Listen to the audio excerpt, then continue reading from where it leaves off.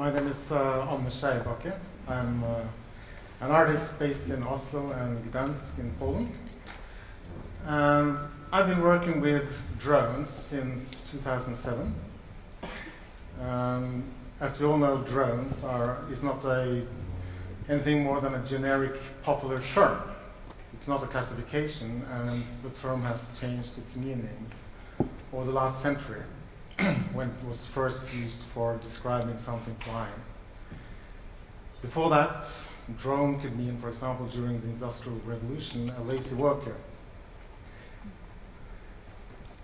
As a person with background in socialist activism, when I started to get interested in drones, I had this idea that it might be true that early man always looked upon the sky wanting to fly.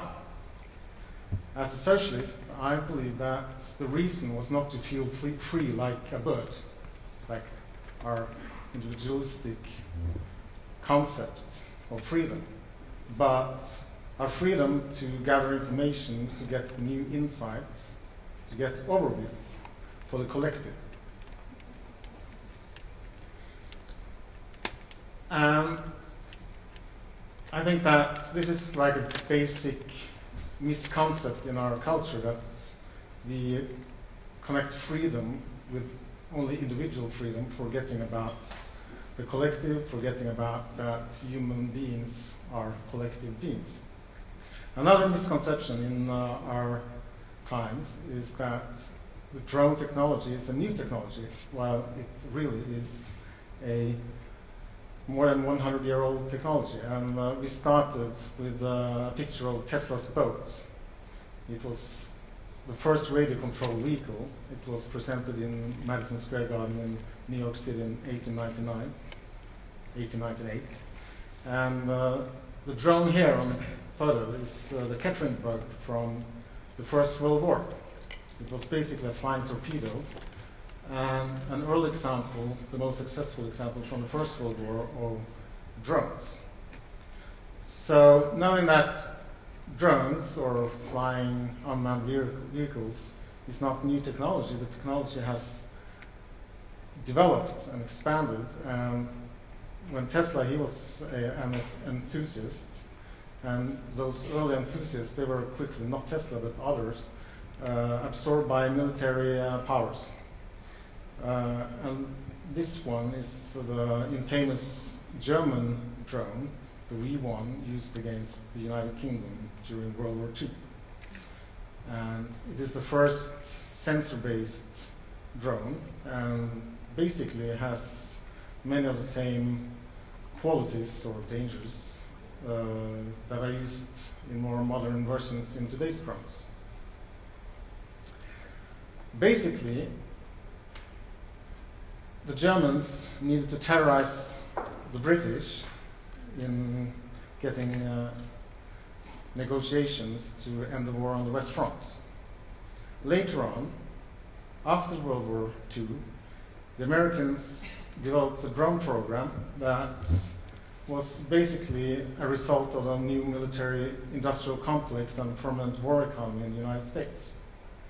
After successfully winning the war and having 50% of the world's combined economy, they had a lot of surplus, and they invested that partly in new military technology, such as early drones.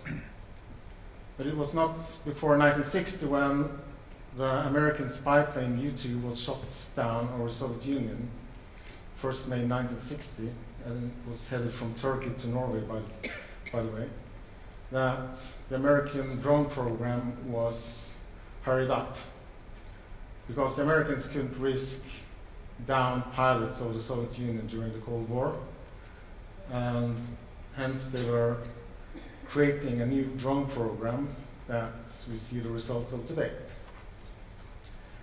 But not understanding the Americans, the Western democracies need to police their own populations. We don't really understand why the drone wars of today are happening. In 1972, the American Air Force launched the infamous Operation Linebacker 2.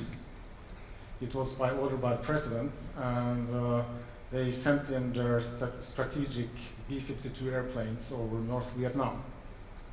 And during that so-called Christmas bombings, the Americans lost 15 B-52s, and these airplanes were basically the main source or main capacity in a potential nuclear conflict with Soviet Union. So, having those big losses, the Americans realized that this was probably the last time America would ever launch a full-scale air campaign over enemy territory that was heavily protected by modern radar-guided missiles. So this is, an unlucky American pilot in North Vietnam dead, and we all know that the United States lost a maximum of 2 real battles in Vietnam. They basically were militarily superior, but they lost the war because of internal factors in America. So to be able to still wage conventional warfare wars, the Americans had to develop drones or unmanned aerial vehicles that could do the same, but without the risk of losing own pilots, which was underlined during the Yom Kippur War when Arab countries attacked Israel in 1973. The Israelis threw in everything they had and won the war, but lost more than 100 aircrafts. And replacing an aircraft is not that hard. It costs money, but as the Western satellite in the Middle East, the Israelis were pretty secured economically, but to develop pilots, to educate combat pilots, that is both costly but also time-consuming. And obviously, for both Israel and the United States, losing pilots behind enemy lines is a nightmare for internal political reasons. So, in 1982, when Israel attacked Lebanon, that was in fact the first war where drones were used successfully to change the outcome of a military conflict. The Israelis had been working for a while with model aircraft enthusiasts, developing tactical drones, small drones, the size of about 2-meter wingspans. And they sent them in swarms over South Lebanon and the Bekaa Valley, and they were fooling the Syrian radar-guided missile systems to believe it was Israeli incoming fighter planes. And the Syrians went all in and shot down the model airplanes. At the same time, the Israelis flew over with other drones recording the radar sites of the Syrians, and then they could send in their full force of bombing or fighter bombers and taking out the air defense on the ground. So that was the first successful drone war, or the first war where drones had a significant role. After that, things have developed quite rapidly, and we all know about the hunter-killer drones, the Global Hawk, and other drones that are flying over the skies globally and that can stay in the air for 24 and more hours. Those are the minority of drones. The majority of military drones are small and are used tactically on the front lines. In 2005, I was starting a research on tactical drones and amateur drones. At the time, we were in the middle of a battery revolution with new LiPo batteries and new brushless motor systems. At the same time, internet provided and the global economy provided us with easy access to smaller sensors, and we were able to purchase components worldwide and getting help from communities, internet communities. When I've done successfully in 2007, were able to build my own drones and operate them. It was due to help of thousands of enthusiasts worldwide gathering in internet communities where amateurs like myself and professionals alike discussed and helped each other. And as an artist who was then pretty tired of what I was doing and pretty tired of the contemporary art world, I was so enthusiastic that I decided to go all in and do this full-time, and I've done it full-time since. Now we can play. And this is my first seagull drone. My ambition was to make a covered drone, and this was the first version. The ambition was to create a drone with the signature of a seagull in the air. In Norway there are a lot of seagulls, so flying seagulls in Norway basically is in practice a completely covered drone that you can operate anywhere without being recognized. And in this process I have tried to discuss drone technology by, for example, crossing borders. Here I'm flying from Morocco, crossing the border into the Spanish enclave of Melilla in North Africa, crossing the borders of Fortress Europe in North Africa, and filming Rostro Gordo base, which was also the starting point for the fascist takeover of Spain in 1936. Using my drones that are built from scratch by myself after my own drawings, I'm also proving one very simple point, and that is that basically anyone, because I have absolutely no background in technology, I was basically educated as a contemporary artist in Art Academy in the painting department here in Oslo. I didn't have a father telling me, basic male knowledge about electricity and such things. So I was pretty helpless in the beginning, but the point is that quite fast I was developing this competence to do those things, and flying over, for example, Rena Air Base in Norway, where they are educating the guys who are going to Afghanistan to fight, and also testing out drones, the military tactical drones. And my aim has been to be part of a civic society discussion about drones, because I very much believe that early usage of technology is shaping the technology, and I think that also in this discussion we have to raise awareness of how the military-industrial complex, which is also quite dominant in Norwegian airspace, how they are trying to limit the civilian usage of drones for their own purposes, and how the Norwegian laws are pretty much the same as, with some differences with other European countries. But the point is that as an artist, I have to apply to do this legally. I have to apply from the National Security Agency, which is a military board, which I will never do. So basically, I've been operating in a gray zone all the years I've been flying. As a person who also is interested in legal problems, I think that I'm actually defended by the Norwegian Constitution. And so does also people that I've been discussing with in the Norwegian Data Protection Agency, I think. And KORO, which has been mentioned many times today, they have, together with the Norwegian Data Protection Agency, which is there to serve and defend the public's usage of technology and prevent abuse of technology, they have commissioned a work of me that is a 3D printed drone in the shape of a seagull, and it's going to be publicly unveiled December 8th. I'm running out of time, so I'm going to be quick. If you look at drone technology, many people are skeptical with a good reason, because the usage today is dominated, in the media, is dominated by military, unlawful killings and terror.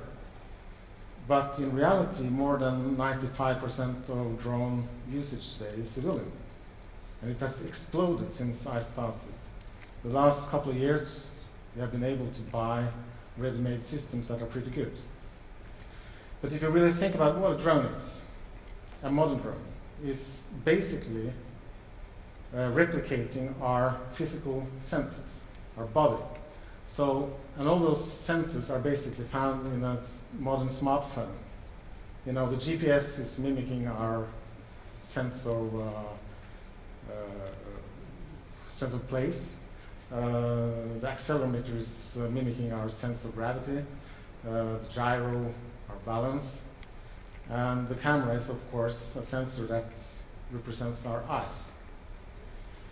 So for the first time, we are able to sit one place and move our eyes in 3 dimensions. And this is, to me, a very important and very interesting existential point. And it is completely impossible to predict in detail what this will lead to. But what we can say is that it's quite obvious that amateur drone communities today are very much resembling the early PC amateur communities that, for example, Bill Gates grew out of in the 1970s. And I think that a public discussion based on knowledge, based on information, is also making us able to see the limitations in military usage. It's making us able to make informed decisions that will also challenge the military, who until now have been dominating the discourse of drones. They have been dominating it not by, participating in public debate, but dominating it through oppression, through this intimidating presence that has created a mythology around drones that are actually disconnecting us from the possibilities. So I think, unlike many people here maybe, that drones are really embodying some pretty basic human conditions, and that they represent some human values, and that they will be used for mankind in the future if civic society gets its act together and challenges the military-industrial complex. Thank you very much. Okay, drones, exciting subject. And fascinating too, especially with the introduction to this conference, which was started off with a drone coming into this room. I was wondering, Anders, if you can tell us, if you can comment, if you like, on what I see as a paradoxical situation. You started off by explaining the military uses and military uses of drone, and then you ended up by saying, oh, actually we can, if we challenge the military-industrial complex, then we can actually use this technology for better or social purposes, if you like. But isn't that a chicken and egg kind of argument? Because all these technologies are created by the military-industrial complex. In fact, if we look at most of the technological innovations which we have seen today, your internet, your GPS, your aeroplanes, every other kind of thing, it has actually been produced by the military-industrial complex. Okay, there may have been some isolated scientist or an inventor who invented it in his backyard, but the popularizing and advancing and expanding of that technology has been done by the military-industrial complex. And then it has come to commercial uses. So everything we have got today, we have got, it was invented by the military, it was passed over to the corporations, who then pass it over to us as popular technology. Now, given the power and the force of this extraordinary kind of combination of states, the military-industrial complex, corporations coming together to create this, how can we then say we can get rid of that complex and then use that technology for our, benign uses or social purposes? I happen to disagree, because first of all, a lot of the military technology that is employed is basically developed in first hand by enthusiasts that are outside the military, that are then being bought up. And there's a very good example in Norway. We have a company called Prox Dynamics, which was founded by a guy who were basically an enthusiast into remotely controlled aircraft. And he was a total geek. And he was working and developing some pretty amazing toys. And he was then recruited by DARPA, the military, science organization in the new technology part of the American military, and dropped out from it when he realized that he would lose his rights. And he founded this company and financed it by Norwegian money. Research and development money from Norway, and is now major drone players, but focusing his company's activities toward the military-industrial complex. So a lot of, and also with I mentioned those Israeli guys who are developing the first successful significant drones. They were basically remote control pilots who knew what amateurs. And if you look at the last 10 years, a lot of what has happened within the drone communities, there's not one community, but you can basically make a division between military and the civilian. And then, of course, you have crossovers. And some of the sensors and some of the boards I use are produced by companies that also has a military branch, or basically companies that are earning their money from selling to military organizations, but have their civilian, brands as well. But a lot of the development has been done by engineers and amateurs outside any contact with military. And this is particularly true with multi-rotors. That's basically, so I don't. But my point is that all the technology is available to do basically whatever you want to do. So it's just a matter of your dedication and your fantasy. Of course, it takes a lot of time to develop, for example, a 3D printed full-size seagull drone with 2-meter wingspan and with full autopilot. But it happens. I've done it. All right. So. Okay. Just moving on from there, you say that you are an artist, and you got into this drone project as an artist, or you're coming from that, and you got fed up of the traditional art and came to this. Where is the art in this? What is the art in this? I mean, it's fascinating to see the drone and flying and the way you have.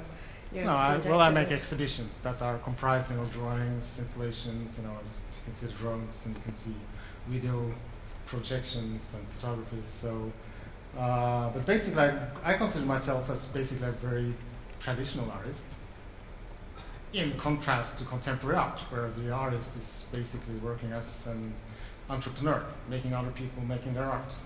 I have tried to take control of the whole full production process, from the first idea to the last result. So that is basically like a very traditional approach to creating art. And so that is also part of my project, to be a free artist. Well, I mean, if I can just push you a little bit more on this, how would your art exhibition be different from, let's say, an engineering design exhibition? Well, I happen to think that I have an artistic sensibility that makes my drone videos different than a non-artist drone video in the first place. But of course, what can I say? I mean, drawing, photography made by me is part of my artistic activity, and to me, it's obviously art. And I think it's quite obvious when you walk into one of my exhibitions that it's an art exhibition. So it doesn't have like a kind of, and that is also part of my, I demand the right as both a political activist and as an artist to do art that is in an organic process. I don't have like, a goal to achieve this and that politically or commercially. I'm going to my studio, locking my door, working there, and what happens in an organic process that has pretty much, because I'm quite, blessed with being a Norwegian citizen, with a lot of support from national state and also selling some works, it's quite easy for me to finance my life and my production. So I try to do art as much as possible in contrast with capitalistic production logic. This is also an important point, I think, for any artist, that we have to be conscious about where we stand in the production system. Okay. On that note, thank you very much.